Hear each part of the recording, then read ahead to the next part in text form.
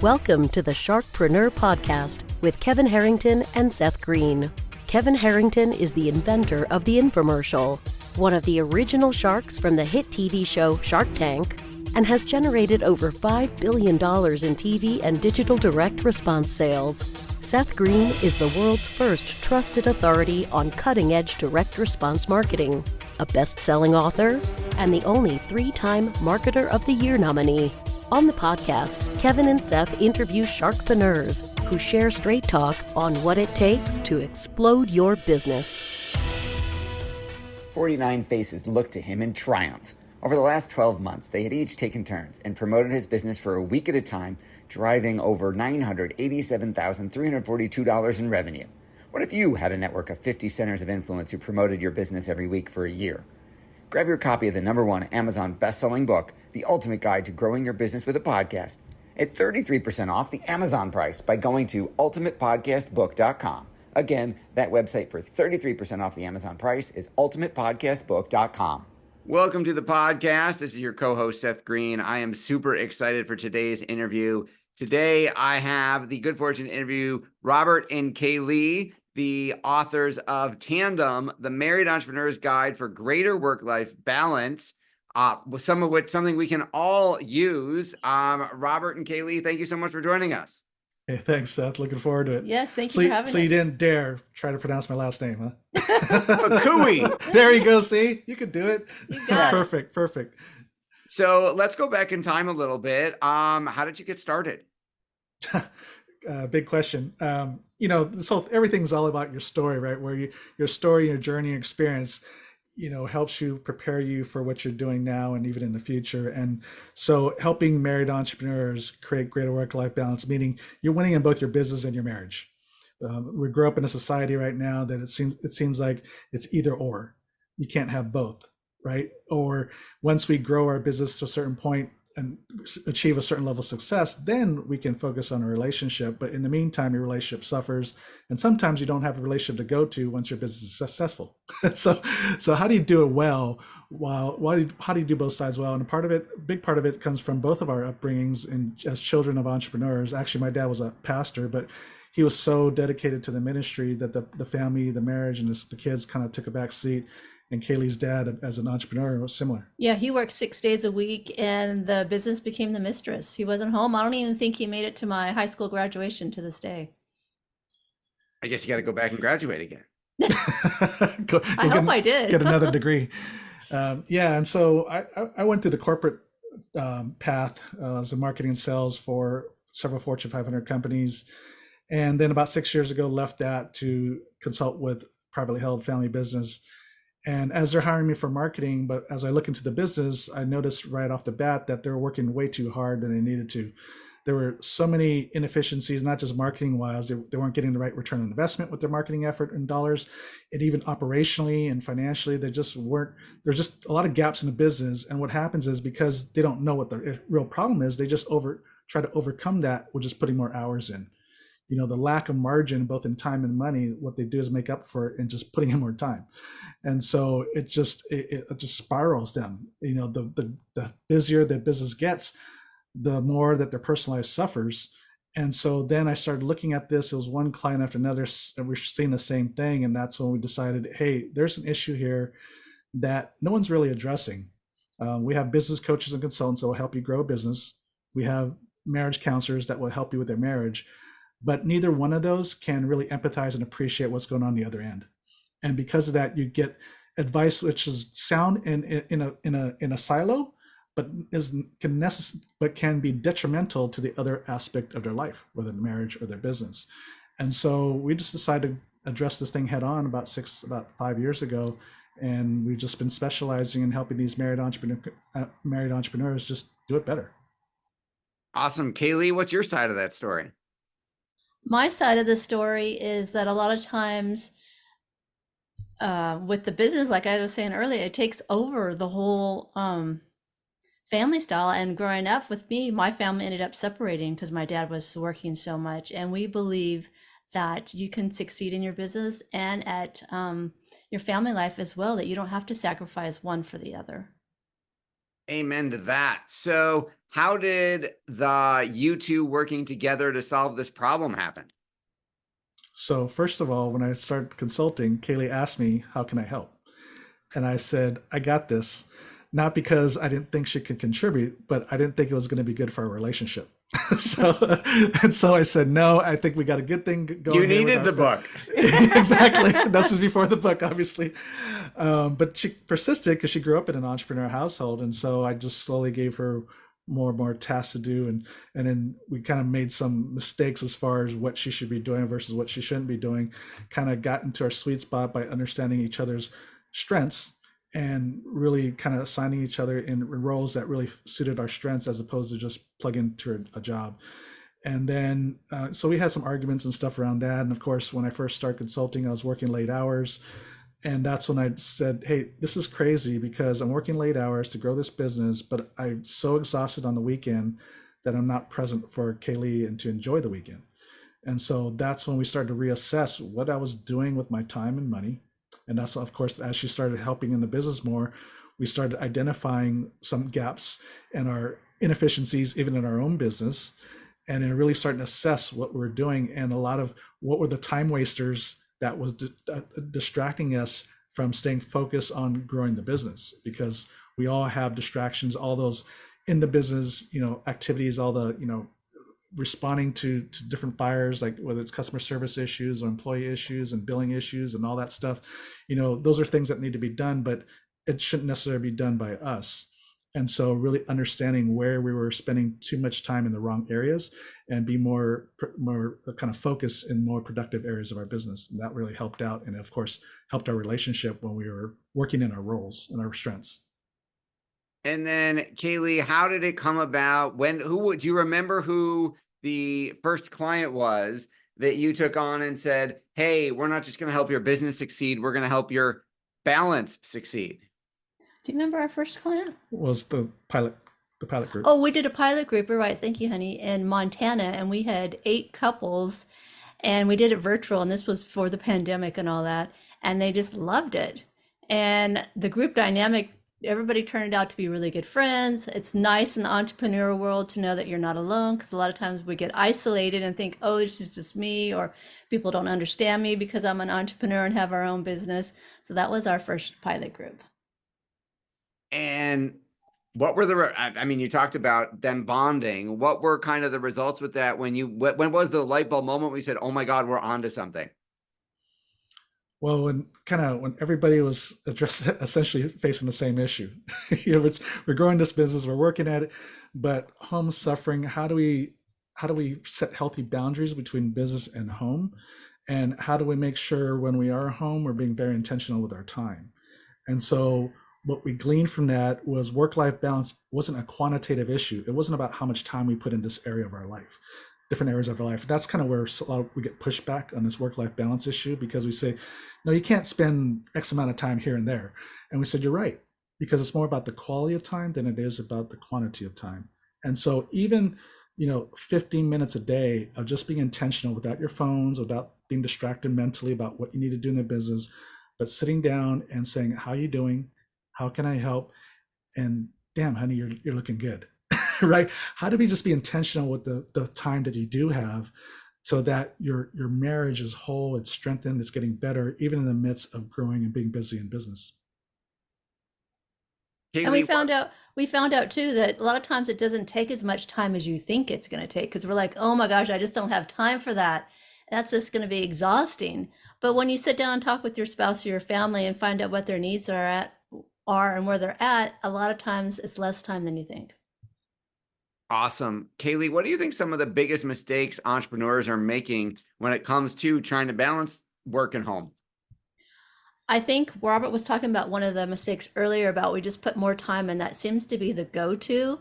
And we're not looking at our numbers and looking to see where we're spending our time. We're not looking at our financials to find out, are we making a profit? Are we losing money? What's our number one moneymaker, and how can we increase those margins so that we can hire some people to come in and help us so we have more time to spend back with the family? Yeah. So like a simple, when you look assessing the metrics, hey, say we want more sales, we want more sales, we want more sales. So that means people are wanting to put an extra sales call in a day or whatever that number is. But the first question we ask is, do you have 100% conversion rate on your sales efforts? And the answer is no. So we ask, what if we just increase the percentage, the close rate? The same amount of time, same amount of leads, but if we increase the conversion rate, whether it's one-on-one face-to-face sales or even on your website, sales conversion rates, right? That's all the same principle. If we can increase the conversion rate, we will actually make more money with less effort in the same amount of time. So that's just an example of how we just be more productive with the time we have in the business. And instead of just go to spending more time, effort, and money in, look at the metrics and say, how do we improve the outcomes?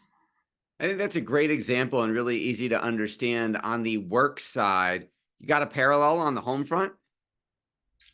Probably a similar thing, right, Nettie? Yeah, so on the home front, we have weekly meetings and we talk about our schedules. We get our calendars all linked up. If Robert's got a lot of speaking engagements, it's going to be out of town, then I like to know what that expectation is ahead of time, what to expect. And then we'll plan a date night, because we try and plan things on our calendar that we want to do as a family first before we plan all the business stuff out. So the weekly meeting is an example of 90 minutes a week can really prevent miscommunication during the week. It gets us on the same page, helps us understand what's coming up. We have a busy schedule. So what do we do on the back end of that to make sure we reward ourselves and celebrate the success of getting through a busy stretch? But that 90 minutes a week. So we have 90 minutes in a week as husband and wife to connect, right? But we waste so much time, whether it's on social media, watching Netflix, or what have you. We can waste a lot of time. So it's being efficient with the time that we do have, because we all have some time during the day and the week to be together. And so how do we make sure we're productive with that time we have, and support us just wasting it doing something different, just like running errands or something? We give each other an encouraging word, which that can go a really long ways, because sometimes you don't give each other an encouraging word every day. What inspires you to write the book? So I definitely didn't want to write a book, because it was I know a lot of work. We have friends that are authors, and I just know it's a lot of work. But we really, part of our mission is just to get the word out that there is a better way to do this marriage and business thing. And we knew we can't help everybody. There's obviously so much time we can give with one-on-one clients. And even if we do groups and all that, we can help more people at the same amount of time, but we still know there's limitations, right? And so we thought the book would be one way to really spread the word about, hey, if you're married and you have a business, you don't have to sacrifice one for the other to be successful at both, that there is a better way to do this. And so just our heart to just, show people there's a better way to do that, and there's hope to do this well, was really the thing that inspired us to write it. And we wanted to have a legacy too, something that will outlive us. What does your work-life balance look like? So like I said, the first thing we do, because we've had this question about how do you squeeze or find time, for your marriage and in the busyness of things. And our answer is, you don't find time, you just make the time. And in fact, what you do is, if you look at your calendar, deconstruct the whole thing and rebuild it. So the first thing we do, we block out time with each other in the morning, our weekly meetings.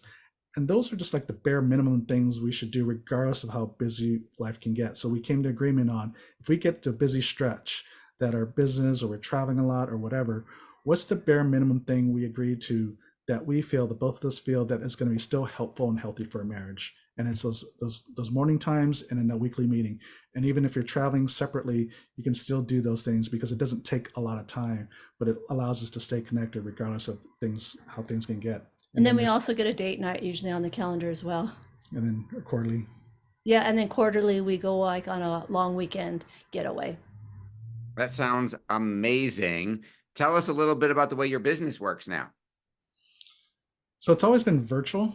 I mean, even before COVID, people all of a sudden found Zoom during COVID, but, coming from the corporate space, we're already on Zoom or something like that. And so when we started, for whatever reason, our clients were all, outside of California, where most of them were.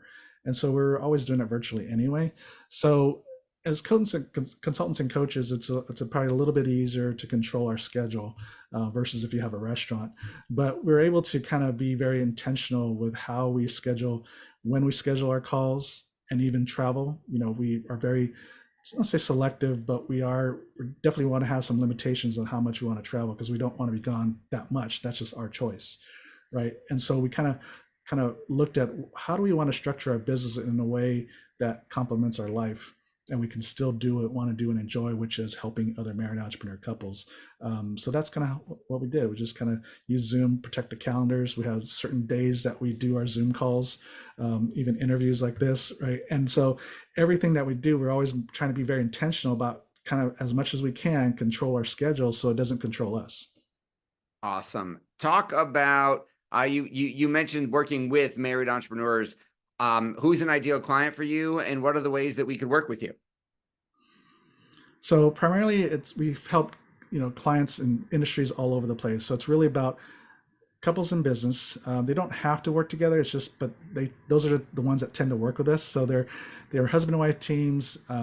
Not both of them may not be full-time. One's usually part-time, one's full-time, but regardless, they're working together, and they're feeling the stress and the pain of, there's usually teamwork dynamics, because obviously working together and living together can create some teamwork dynamics and conflict. There seems to be lack of boundaries between home and work, so we don't know where work ends and home starts, and so there's all this, everything's all ingrained, it's messy, and there's a lack of balance. We feel like the business is controlling our life. And then we have some teamwork dynamics, and how do we do this better? So the couple that's working together and kind of feeling the strain of, hey, there's got to be a way we can do this thing better. And those are the types of couples that we work with. So the size of the business isn't usually an issue. They all, regardless of the size, the issues are usually the principles usually are the same, are kind of work-life imbalance and how to really work together well and still build this business. What is the best place for our folks to go to learn more about the book and to learn more about you? The go-to would be marriedentrepreneur.co. That's our main website, and there's access to our book, Tandem, the Married Entrepreneur's Guide for Great Work-Life Balance, as well as our own podcast, Thriving in Tandem. And so that would be the best place to start. And there's even a free guide of work-life balance right on the homepage that they can click and download if they want. Anything you want to share that I didn't think to ask you yet? Any? I just want to say we have a heart for small business, because how many times have you seen a small business go out of business, or a product that you love and it's no longer around? So we have, and sometimes, a lot of times we'd be even willing to pay more for it. And so it could be like a pricing issue. People aren't charging enough to be able to make a profit to stay around. So we have a heart for them. And we also have a heart just for families to be thriving. Yeah, one of the challenges, and as she's touched upon, working really hard in the business, is kind of lack of margin. The first thing we go to is really analyzing their profit and loss statement, and we find that their profit margins are lower than they should be. So 3 ways you can increase profit margins: it's increased price, lower costs, or combination of the two. And it's usually the combination of the two. And pricing is the first thing people tend to overlook, because we're afraid to raise prices because we think we're going to lose customers. Yet in this day and age, right, we're all paying more for everything. Mm-hmm. And if you haven't raised prices in the last 2 to 3 years, you just lost money. You're literally losing money because your margins have all actually shrunk because your expenses have gone up. So you can't be afraid to increase price, because, as Kay Lee was kind of alluding to, customers appreciate value. And if they're getting value and a great experience, they're going to pay the higher price because they really value that more than just the cost. And we're used to paying higher prices right now, so you might as well just keep up, because otherwise you're just going to fall behind, both in not just money, but just time, because you're going to have to make up with it for putting in more time in the business to make up for the loss of margin. Absolutely. Well, we greatly appreciate your time. We know it's incredibly valuable. Make sure to check out marriedentrepreneur.co and go grab the guide and the book and learn more about Robert and Kay Lee Fukui. Robert and Kay Lee, thank you so much for joining us. All right, Thank Seth, you. thanks so much. Thanks, everybody, for watching or listening. We'll talk to you or see you next time. Why do so many businesses struggle while others seem to explode overnight? Do you wish you had the secret to this type of exponential growth? Now, I've scaled more than 20 businesses to over $100 million, and it's not just luck. In my new book with Mark Tim, Mentor to Millions, you'll learn the repeatable framework I use in all my business ventures for massive success. Order at kevinmentor.com and get over $1,000 in bonuses. Head to kevinmentor.com.